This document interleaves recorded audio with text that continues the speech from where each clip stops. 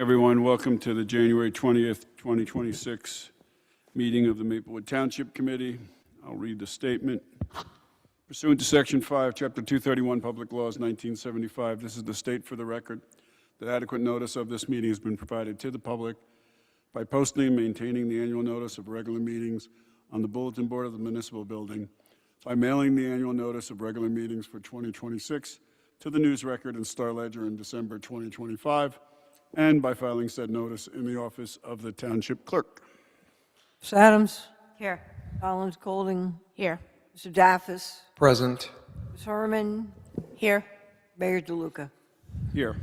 Whereas Chapter 231, Public Laws 1975, commonly known as the Open Public Meetings Act, requires all meetings of public bodies be open to the public, and whereas Section 7A provides that the governing body has the discretion to permit, prohibit, or regulate the active participation of the public at any meeting, and whereas it's already the governing body to comply with the provision of this act, same time to conduct this business in an orderly and expeditious manner, now therefore be it resolved by the Township Committee, Township Maplewood does hereby prohibit, except as set forth in the formal agenda, active participation and deliberation of the governing body by the public, except as otherwise prescribed by law, does limit the public to the observations of the actions and discussions of the governing body at all of its regular and special meetings. So moved. Second. Ms. Adams? Yes. Ms. Collins Golding? Yes. Mr. Daffis? Yes. Ms. Herman? Yes. Mayor DeLuca. Yes. Thank you. Would you please join us in a salute to the flag? Pledge allegiance to the flag of the United States of America and to the republic for which it stands, one nation, under God, indivisible, with liberty and justice for all.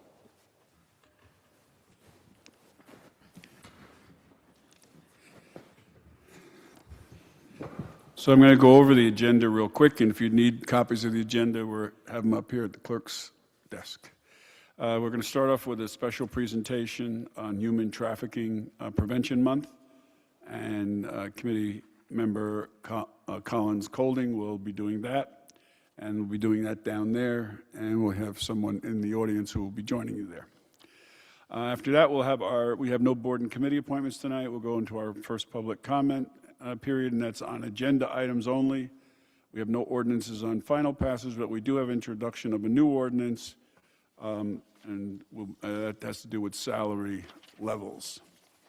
And we'll go to administrative reports from elected officials. We have 3 discussion items. We'll be talking about the demographics survey of our boards and committee members, changes in redevelopment area 2 to permit 100% affordable housing, and then we'll be talking about police off-duty rates.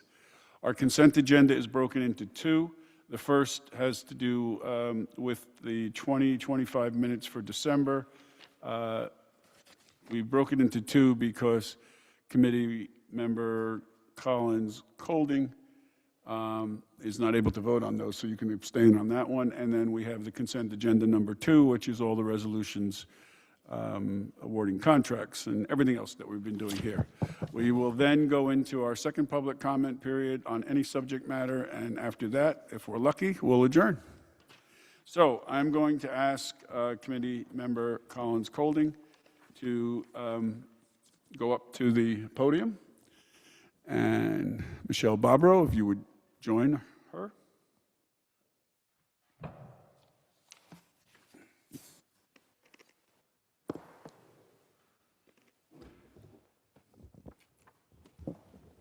Thank you, Mayor. I'm going to be reading a proclamation for the Human Trafficking Prevention Month.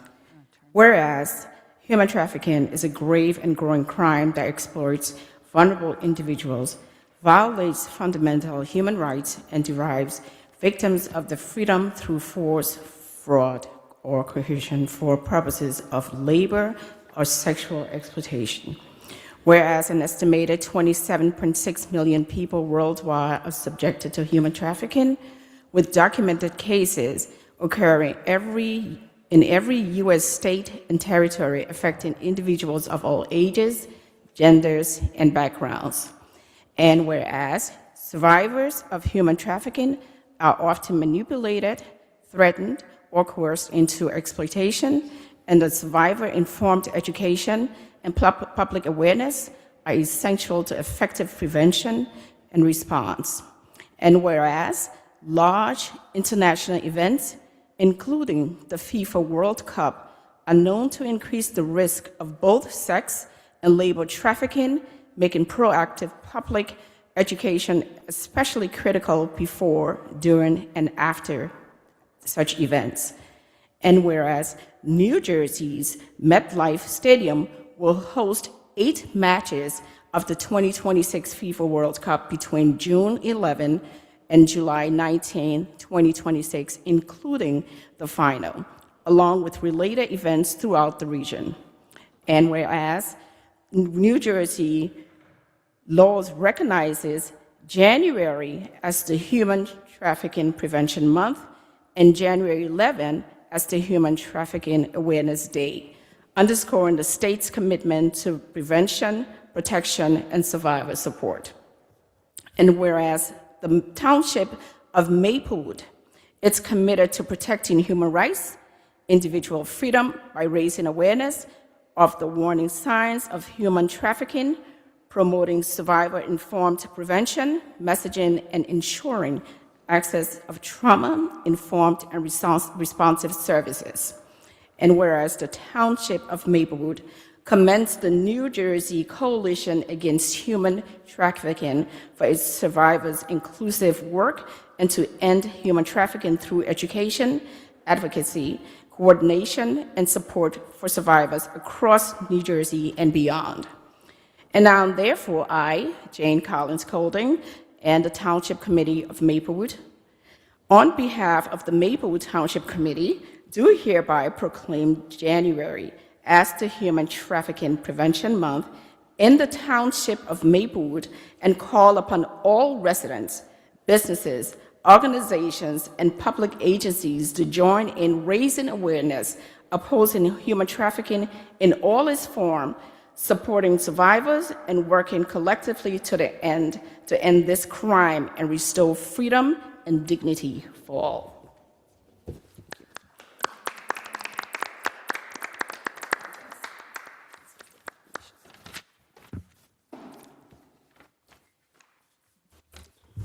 Thank you so much for recognizing human trafficking. We like to say that this is a nice middle-class community, and it doesn't happen here.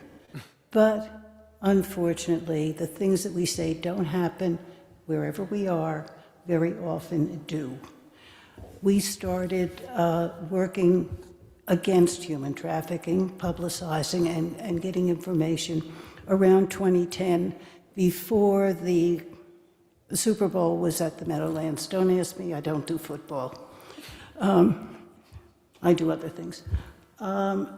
And it started with just League of Women Voters, junior leagues, and a couple of organizations. It has now grown into the coalition of New Jersey Coalition Against Human Trafficking.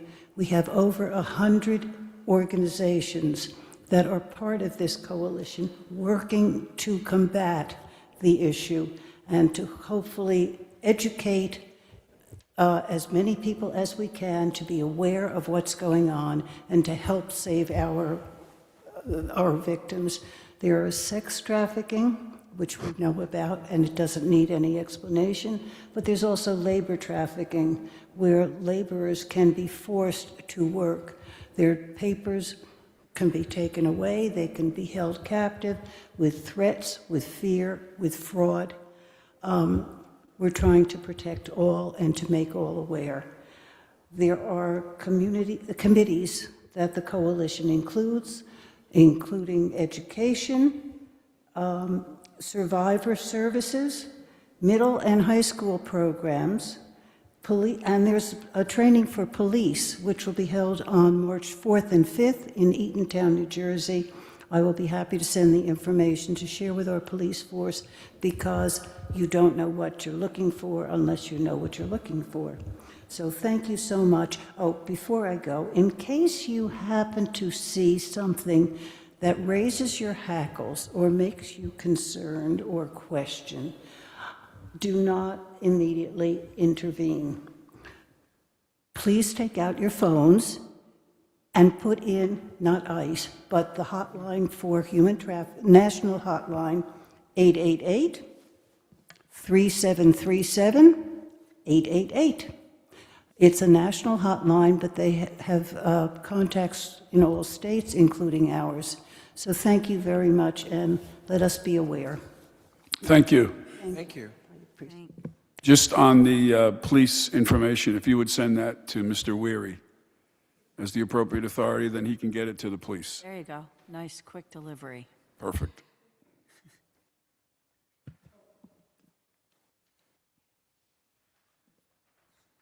Two bites at the apple here. And there's also a survivor training, survivor-informed training focusing on the World Cup.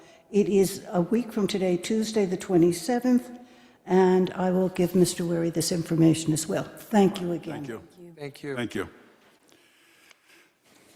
Very important. Okay, we're now going to move into our first public comment.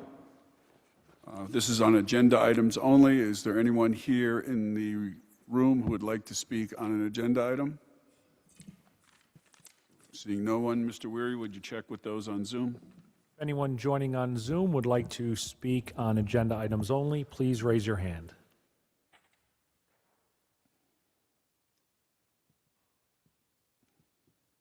I see no hands, Mayor. How about Ms. Credidio? She was looking over your shoulder. Did you see any hands? Okay. We have an introduction of an ordinance. Ms. Fritzen? Yes, Mayor, ordinance number 3176-26 is an ordinance to amend classification of employment positions within the Township of Maplewood and to establish salary ranges for employees. This ordinance will revise classification of employment positions and salaries within Township of Maplewood, consistent with a revision of the table of organization established within the Township of Maplewood. Thank you. Mr. Weary, before I ask Committee Member Collins Colding to move this, would you just explain why we do this on an annual basis? Sure. We set the salaries for all of our non-union township employees by resolution, and they have to be within ranges that are established by ordinance. When the majority of our municipal workforce are union employees, and so in those union agreements, it would set specific salaries and salary ranges. So this is action that we take for our non-union employees. And this is, for the most part, just the year-over-year cost of living adjustments that we make for our employees. Okay, thank you. Can we get a motion? I move the passage of this ordinance on the first reading, its publication according to the law in Maplewood, South Orange News Record, and a hearing to be held on February 3rd, 2026. Second. Please call the roll. Ms. Adams? Yes. Ms. Collins Colding? Yes. Mr. Daffis? Yes. Ms. Herman? Yes. Mayor DeLuca? Yes, thank you. We're now going to go into administrative reports. Mr. Weary? Thank you, Mayor. Just one item tonight on the consent agenda. I'd ask if the governing body would pull Resolution 66-26. That was appointing a deputy tax collector, as that resolution is not ready to be considered. And that is my only report.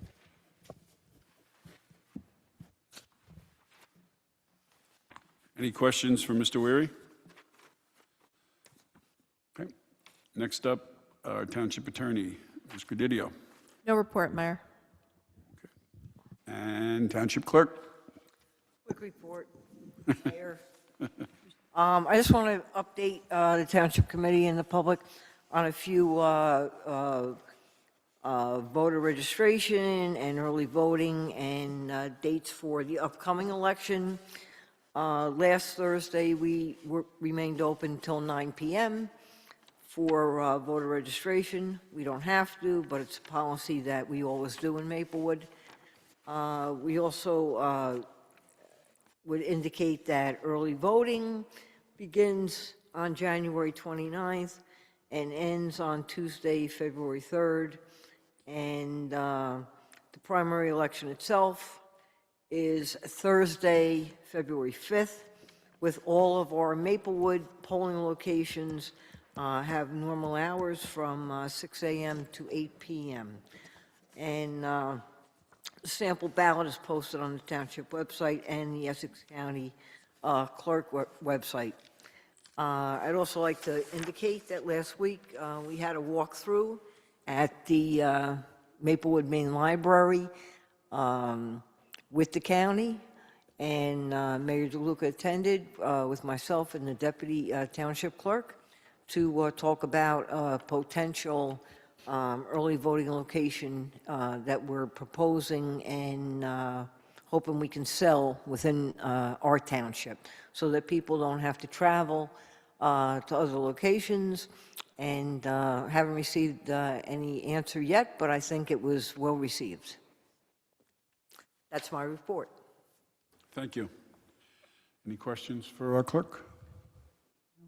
All right, seeing none, we'll go to reports from elected officials. Committee Member Daffis. Thank you, Mayor. Just very quickly, proud to have witnessed, along with you and a few others here on the Township Committee, the swearing in of our new governor today, our 57th governor, Mikey Sherrill. Mikey Sherrill is someone who has been close to our community. She was an effective congresswoman, looked out for us, and we campaigned really hard for her election as governor, and we were really proud to see her being sworn in today. We wish her the very, very best. I'm sad to report that outgoing Governor Murphy did not sign the Immigration Trust Act and accompanying immigrant protection bills. So we will continue our advocacy. We know that this is a critical point. Us here in Maplewood have seen ICE. We know personally the devastation that ICE is causing in our neighborhoods, in our communities across the country and right here at home. So we will keep working on that. There were many other bills that were signed by outgoing Governor Murphy by the deadline. Several of those affect our township business, and I will be using my report time at the next meeting to report on those, including new historic legislation regarding Code Red and how we deal with heat, new historic legislation on how we can use our affordable housing trust dollars for a lot of other things other than just building and rehabilitation, and some other really important bills. So more on that soon.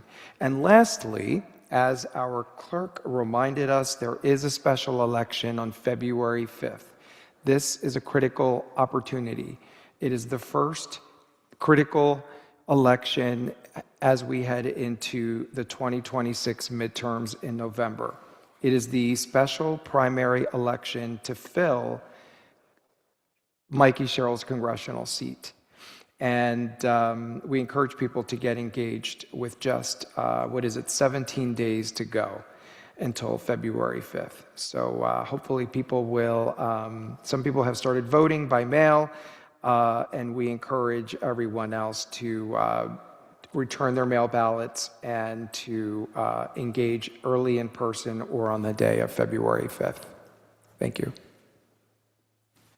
Thank you, Committeeman Daffis. Just one point about the immigrant trust. I think we all share that disappointment, but I think one thing we want to mention is that Governor Sherrill has said that she intends to continue with the Attorney General's directive. So we have to make sure that she follows through on that. Yes, what people say and what they do are two different things, as we know. So yes, we have good faith, but we will also make sure that it happens. Okay, Committee Member Adams. Yes, thank you, Mayor. Just a few Engineering Public Works Committee updates for everyone.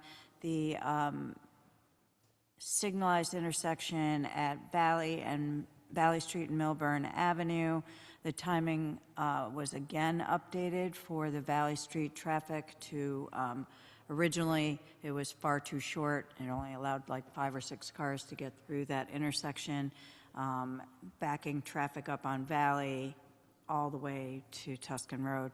Then they added 20 seconds to that cycle, and it was still not really good enough. So they just today updated it again and added more time to the Valley Street side. Deputy Mayor, you'll be happy to hear that. So hopefully it'll be functioning better now. So I just wanted to update everybody on that. Also, we are waiting for Public Service, PSE&G, to make the direct install program,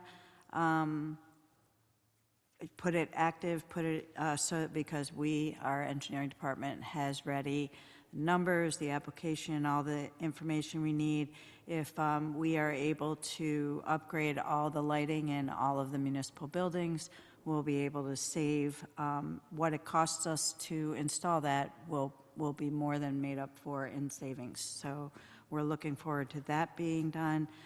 Prospect Street redesigns, we'll be holding some community meetings for the public for design options for the redesign of Prospect Street that the community will be able to give input on. And then we also have a Green Acres application in process for Phase 2 of DeHart Park improvements. Phase 1 is the athletic field, rebuilding that athletic field with better drainage and more playability. Once that is done, Phase 2 will be improvements to the playground. Also, the walking path will be rebuilt. They'll be redoing those pathways, installing a rain garden, benches, tables for passive use of the park. Also, so that we have to, part of the Green Acres application is we need to have public hearings. So the first public hearing will be February 4th at DeHart Community Center. So that's at 7:30, I believe. Okay, 7:30 on February 4th to give your input and also to hear what the plans are for Phase 2 of DeHart Park. And then on February 17th, our TC meeting will act as the second public hearing for those designs, and then we can put the application in for funding from Green Acres. And that's all I have. Great, thank you. Any questions? No, thank you. Okay. Committee Member Collins Colding. Great. Let's talk about our rec program that's coming up. So we have our summer camps going on sale tomorrow, which is January 21st at about 10 o'clock in the morning. That will include our kids camp, the Maple Craft tennis, mermaid, and a bunch of other camps that are going to be open tomorrow. We have our adult gym, open gym basketball registration open as well. The sessions begin February 22nd. And we have a spring youth programming registrations are also open. For our community services, we have a family movie day, which will be in February, and cooking demo with Chef Jesse. And for our senior programming, we have the Senior Social and Valentine's Pizza Special in February. And we have our AARP driver safety classes, which we've expanded to have more classes, more slots available. We were sold out the last time, but we have more spots available. And we have the Black History Month senior trip coming up in February, and the senior trip to the Paper Mill Playhouse.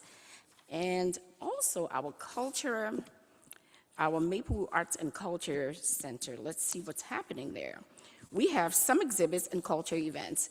We have some exhibitions and visual arts programs. We have film and theater media there, author talks and literacy events, conversations with Imani Perry, just to name a few, Sadiqa Johnson, music, fashion, and cultural celebration concerts with Leila McKellen, African fashion show, celebration of the African diaspora. We have community and educational events with YMCA, the Black History Showcase, cooking demonstration by Chef Jesse. We have the senior trip to the Newark Museum coming up. So we have tons of activities coming up. Let me add to that. We also have a request for the RFP. This is an open call for all Maplewood-based artists, artist collections, teachers, teaching artists, and small community organizations. They are seeking proposals for exhibits, workshops, events, gathering, reoccurring programs at 1978 Maplewood Art Centers. And the emphasis is on community participation, collaboration, local stories, lived experiences, inclusivity, accessibility, and belonging. So the applications are open. The program will run for 1 year. It will be April 2026 to April 2027. And if you go to the Maplewood artsandculture.org, the application is on there, you can apply. We also have our survey. We want to know what our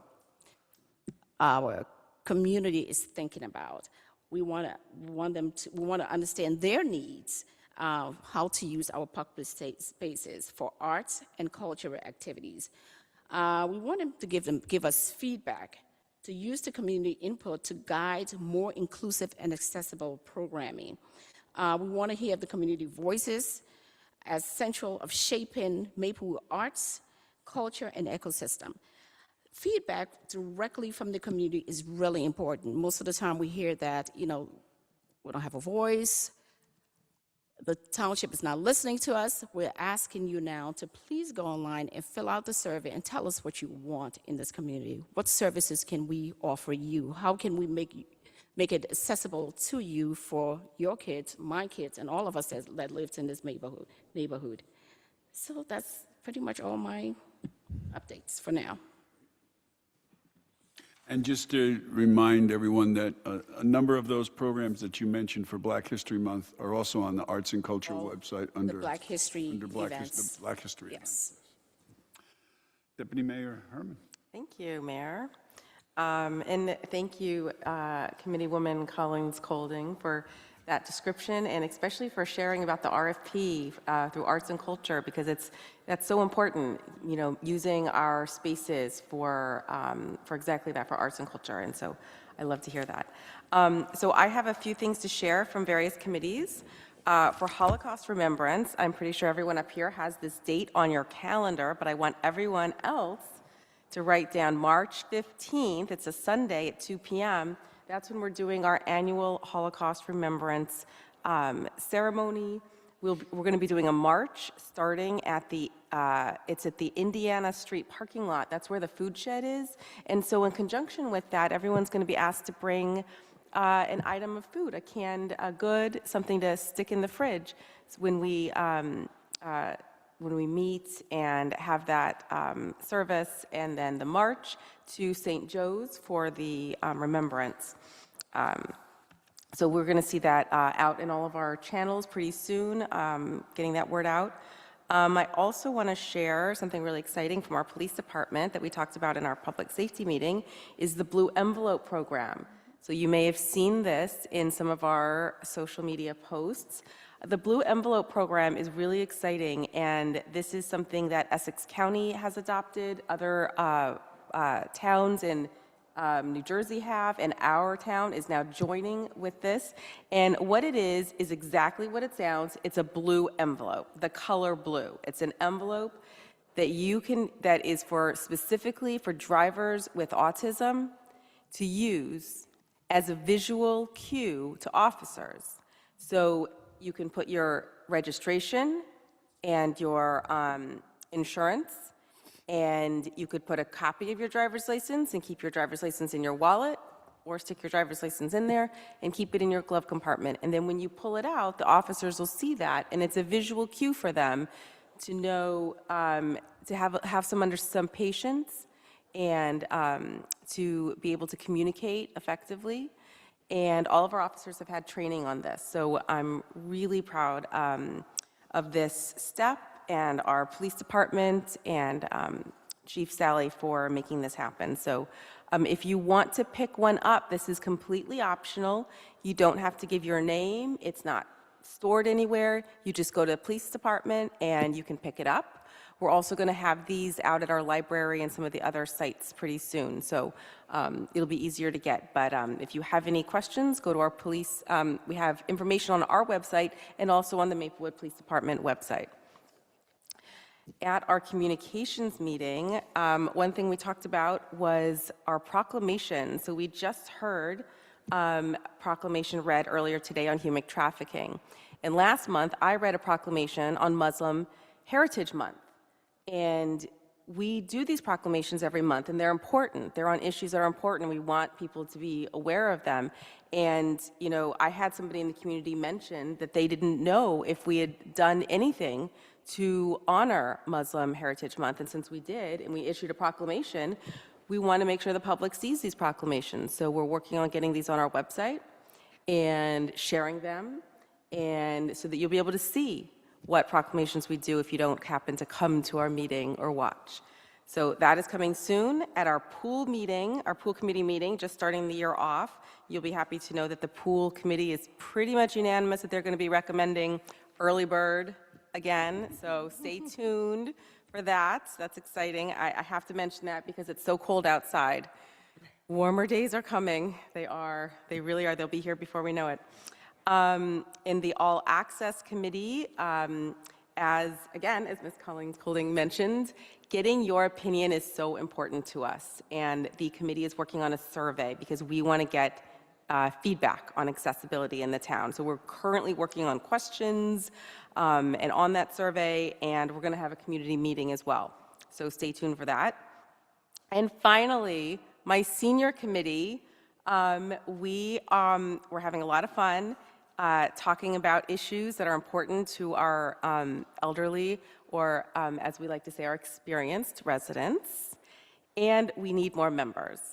So the thing is, you don't have to be a senior to be on the senior committee, because we're looking for members of all ages. We need at least one member who is under 25, at least one member who is 62 or older, and then I think another 4 members can be any age. So, you know, if you have a passion for working on issues that are important to get around town, to be civically involved, to, you know, transportation is a big one that we talk about a lot in the senior committee. So if these issues are important to you, please apply. You can go to our website and fill out a volunteer application. And that is all I've got. Great, thank you very much. I'm over 62, but I don't think I have time to be on the committee. You have an excuse. Thank you. So I just want to second Mr. Daffis's experience today at the inauguration. It was terrific. It was a really great day for New Jersey, and to see Mikey Sherrill take the oath of office, the second woman, first Democrat, 57th mayor, 57th governor. It was really something, and I guess her talk was about a half hour. It was less than my talk here. But she paused for a moment and signed 2 executive orders dealing with utility rates. She said she was going to do that, and she did it on her first day. She did it on her first hour of being governor. So it was really great. And the second the first was to tell the BPU to pause any kind of race, but the second was to put out a bid for more solar and more storage, battery storage, and what have you. So that is how you create, you know, the generation of electricity and create an interest. I mean, you know, at the federal level, they're just walking away. I mean, the emphasis is on coal, and here in New Jersey, we're doing the right thing by using renewables. So it was really a great day, and it was a lot of fun. One of the tasks that she will also have to deal with right away is New Jersey Transit. So for those of you who commute into New York, I'm sure you know by now, we found out the story last week, and I immediately posted some stuff. We sent out stuff from town. So there's good news here and bad news. The good news is we are finally going to resolve the problem that we have with the Portal Bridge. That's the bridge that takes the trains over the Hackensack, which for years is not closed sometimes. It doesn't operate. It opens up in the middle of a rush hour to let a ship go through. So we now have a new Portal Bridge, but in order to get our trains onto that new Portal Bridge, there needs to be what's called a cutover. You need to cut the power and move it over to the new bridge and move the rails so that that works. And those of you who have gone to New York who could see out the window, not all the trains you can see out the window, but if you've gone to New York, you've seen that new Portal Bridge, and it's just inviting us to start using it. So that's the good news. The bad news is that this is going to take some pain because there's going to have to be work done, and trains have to run while work is done, and it's hard to do. So for us here in the Morris and Essex line, all of our trains during the week are going to be sent to Hoboken. And some people say, well, why does that happen? And for those of you who are new to riding the trains, and I say new, going back, boy, almost 15 years now, all the trains went to Hoboken from Maplewood. You couldn't go to New York City from Maplewood. You had to go to Hoboken or transfer from Newark Penn Station, or Newark Broad Street to Newark Penn Station. It was just a mess. So now, those legacy tracks going to Hoboken is still there, and that's what we're going to be using. So transit will use that. The M&E lines during the week will be reduced. The trains will be reduced from 149 trains to 141. Additionally, there's going to be changes in the times that the train gets here. So I urge anyone who's a commuter to get onto the transit website. It's njtransit.com / and portal cutover, Portal cutover. And you can see the new schedule. You have to look real close because I've been going over this, and some of it is just a few minutes here and there, but you're going to have to go to Hoboken, and you're going to have to transfer either to the ferry to 33rd Street, take the path to 33rd Street, or any of the stops between Hoboken and 33rd. You can take the bus. I think it's I don't remember the name, one something there bus. You can take that bus from Hoboken. So there's a lot of different ways you can get over there, but it will be jammed. Let's make no bones about it. It's going to be jammed. Additionally, the length of trains that are going to go to Hoboken will be shorter because the tracks in Hoboken are not as long as the tracks in Penn Station. So the trains will be crowded and they will be running at a different time. So we'll get as much information out. I've sent transit a slew of questions that I've received after posting things online. One of the questions is, they tell you to buy a Hoboken pass and not buy a New York pass. A Hoboken pass is cheaper. It's about 20% cheaper.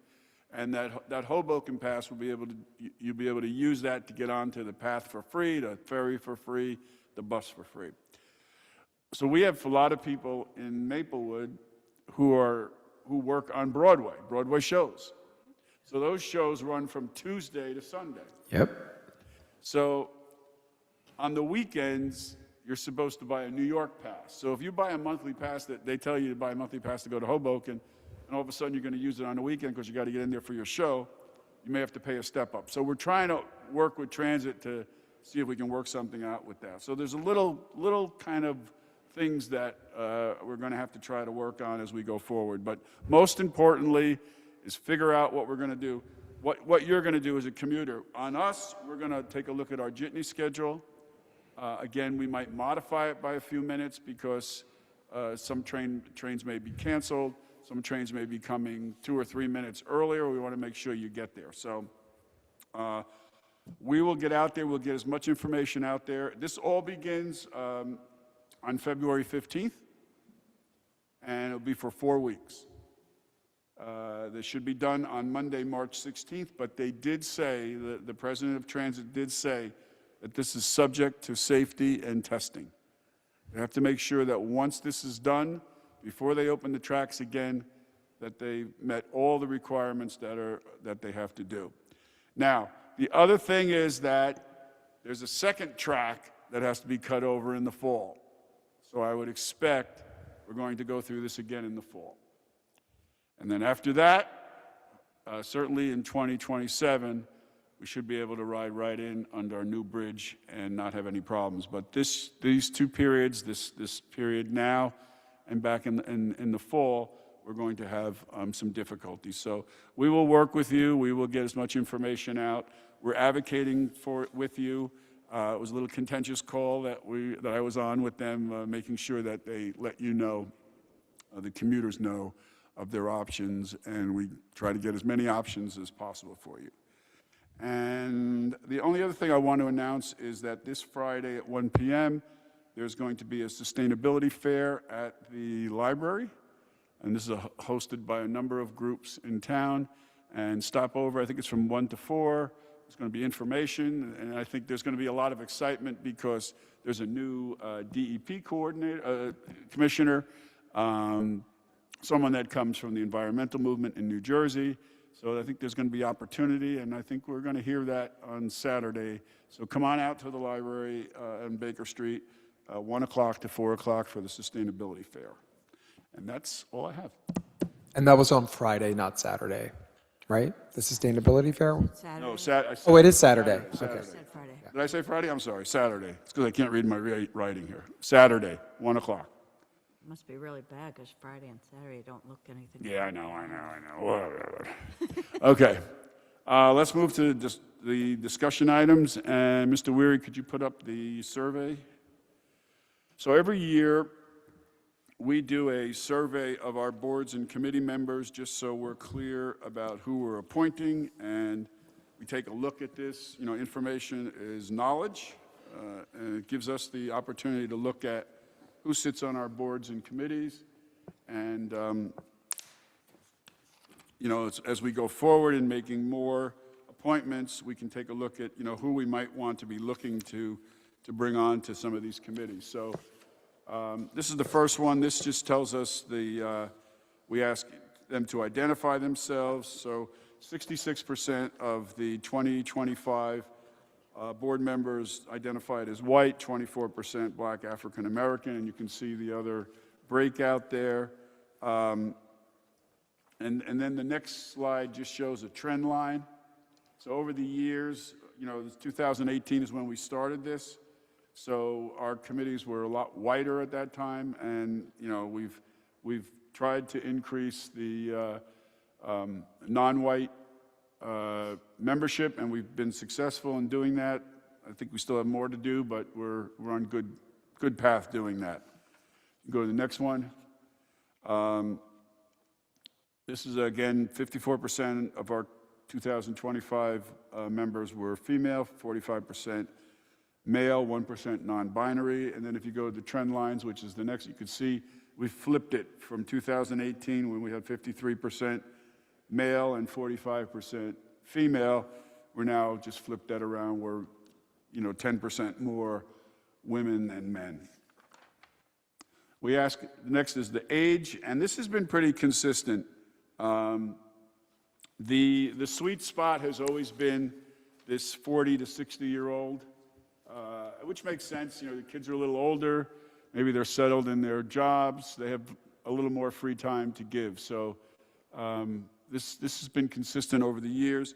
There's just one little change here. The under 40 group went from 11% last year to 13%, and that's something, I think some of that is our youth advisory committee getting some of the young people involved, and that's, I think, a trend that we want to continue to do. Our 40 to 70, although still the main part, it reduced a little bit from 72 to 70, and then we dropped on 70 and older from 17% to 15%. So you know, I think we wanted to trend a little more younger, and this, at least last year, we were able to do that. Living quarters, we ask if you live in a house that's owned or rented. And, you know, we've tried to get more tenants involved, and we were successful last year. We bumped up a percentage. So we went from 8%, and that's so we're at 9% last year, and that is good for us. Next one is we ask if they identify as LGBTQI+. And again, we bumped up a little bit, 5%. Our best year was 2021. We were at 8%, but this is something to keep working on, making sure that we have broad representation.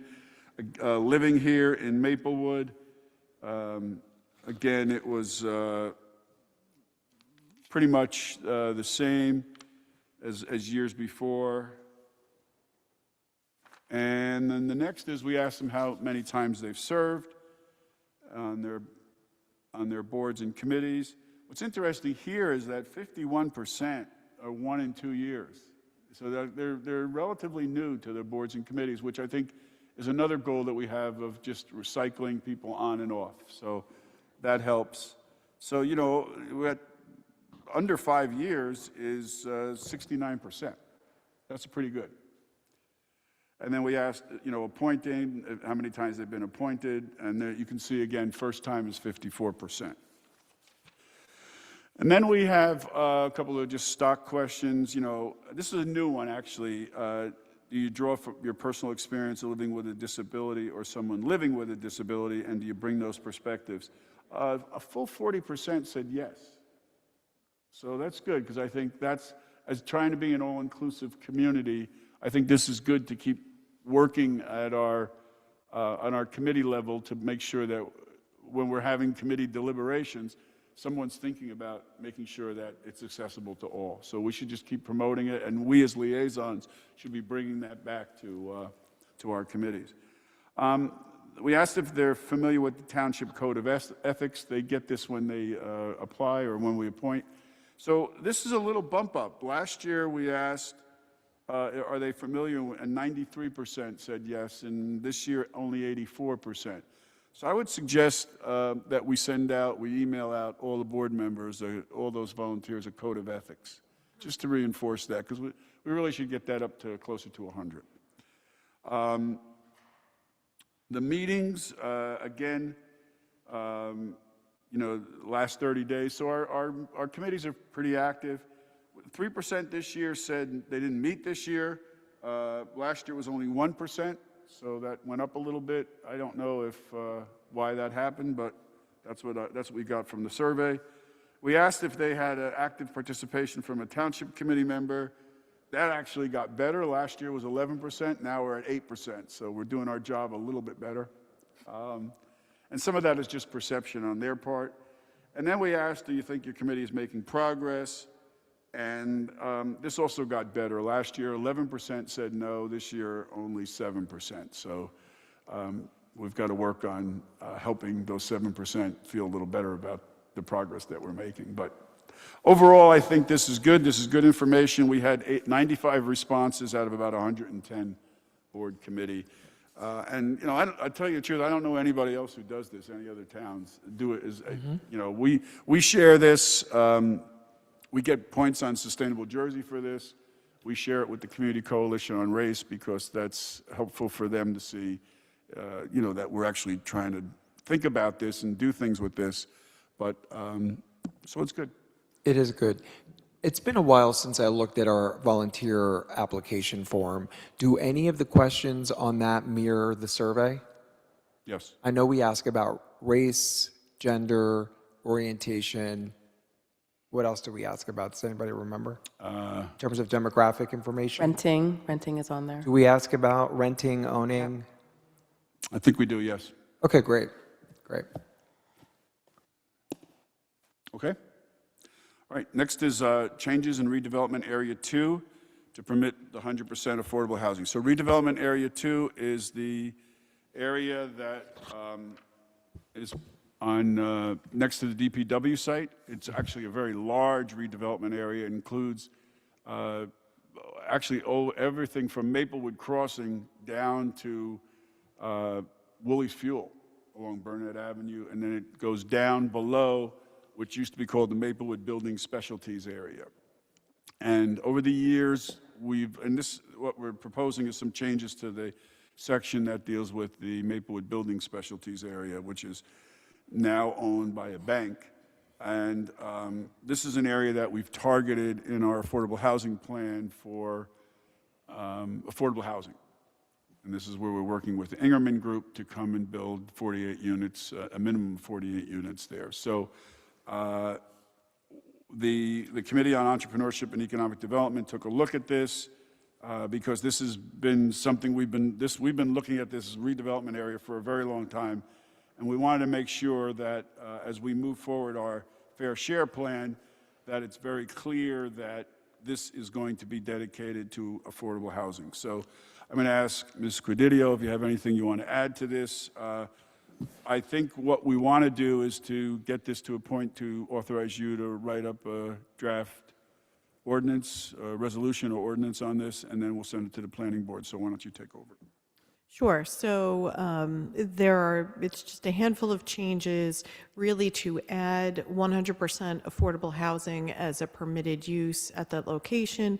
Currently, assisted living and a couple of other uses are already permitted because that had been sort of a prior concept for the property several years ago.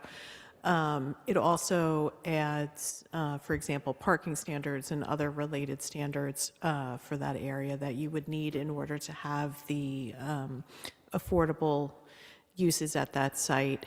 The next steps in the process would be we would refer the plan to the planning board by resolution at our first meeting in February. If we did that, the planning board could consider it for consistency with the master plan at their February 10th meeting, and then we could adopt it by ordinance at our second meeting in February and our first meeting in March.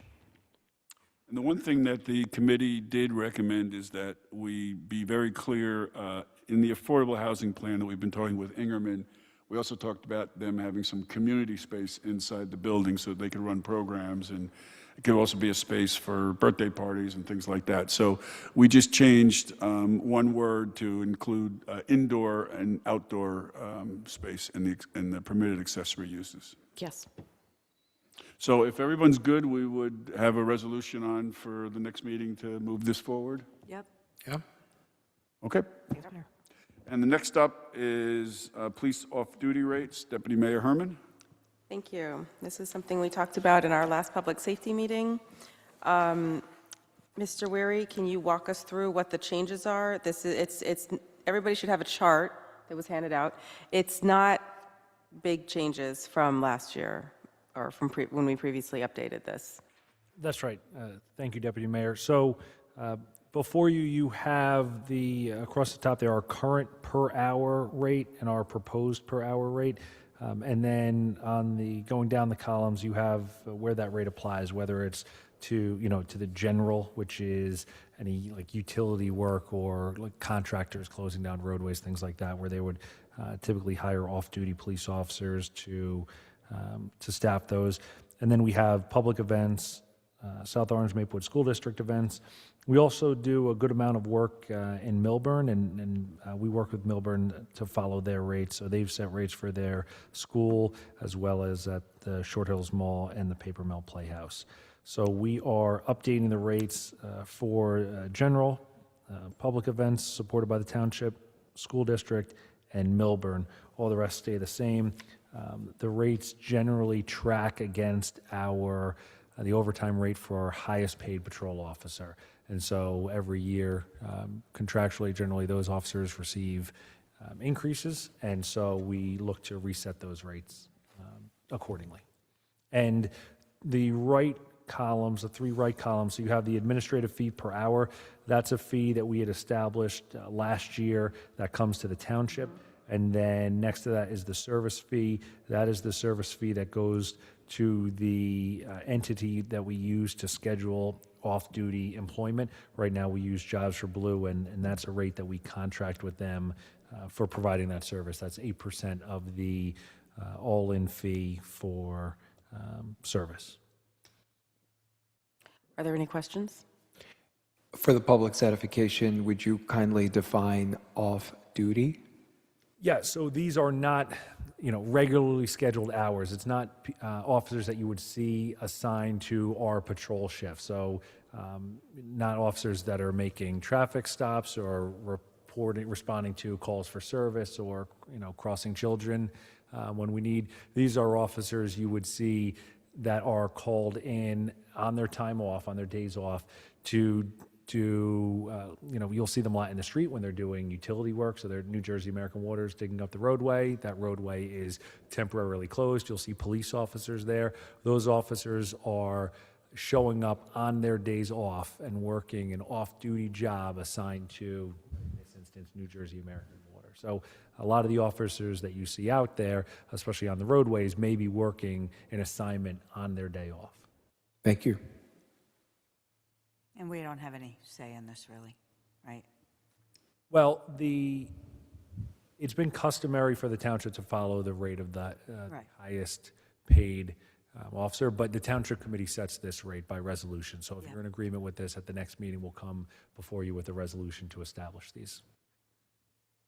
Everybody okay with that? Yep. Okay. Yep, and then we publish this somewhere, right? So that, because because this applies, for instance, to a lot of groups who organize events that we partner with and or co-sponsor, so they're partly responsible for the fee of the off-duty police support.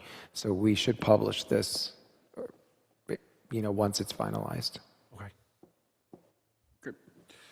Okay, we're going to go into item number 14, which is the consent agendas. Again, we've split this up into two to allow Ms. Collins-Colding to abstain on the first and vote on the second.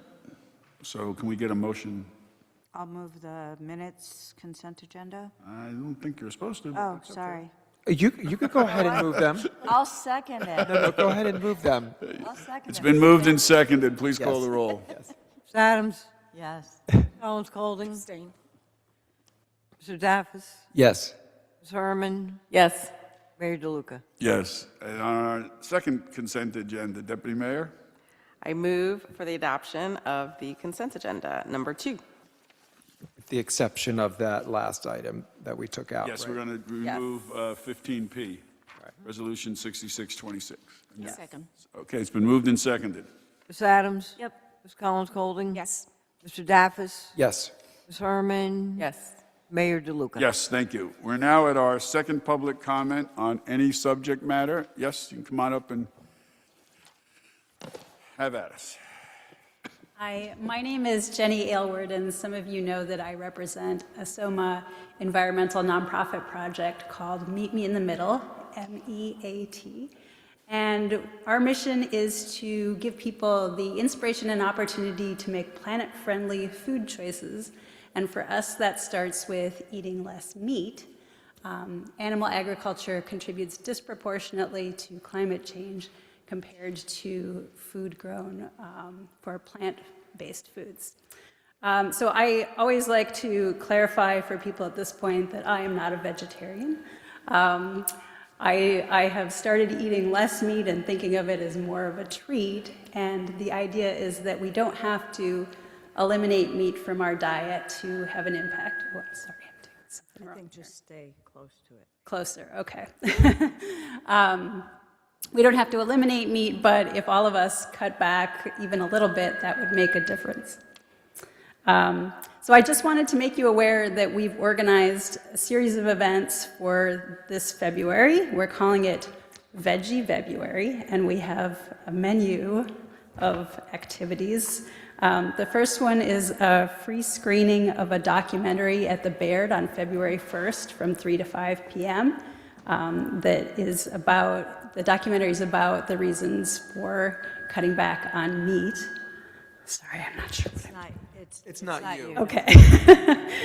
And then the second one, as Mayor DeLuca knows, is the Mayor's Meatless Challenge, which includes both Mayor DeLuca and Mayor Collum from South Orange.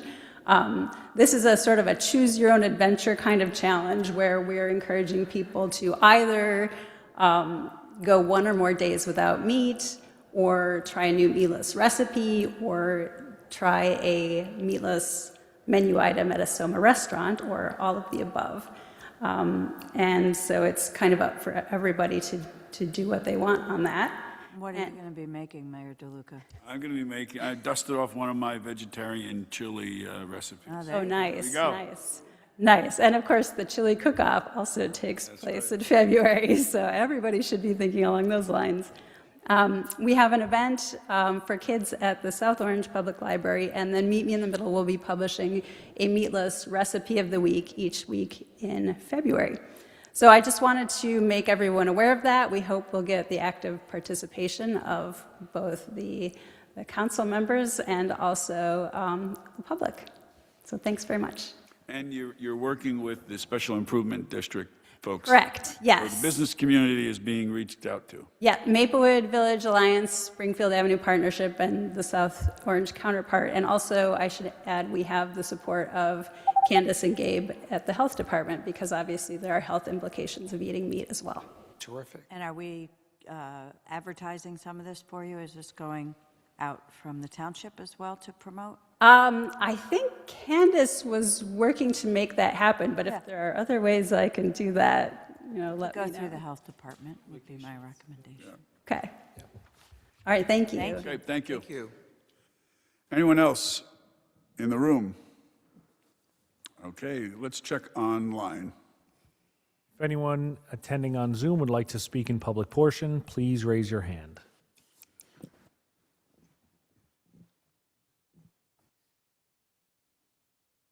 I see no hands, Mayor. Okay. With that, our next meeting is February 3rd at 7:30 PM, right here. And can we get a motion to adjourn? So moved. Second? Ms. Adams? Yes? Ms. Collins Golding? Yes? Mr. Daffis? Yes. Ms. Herman? Yes. Mayor DeLuca? Yes, thank you very much. Good night. And have a pleasant tomorrow.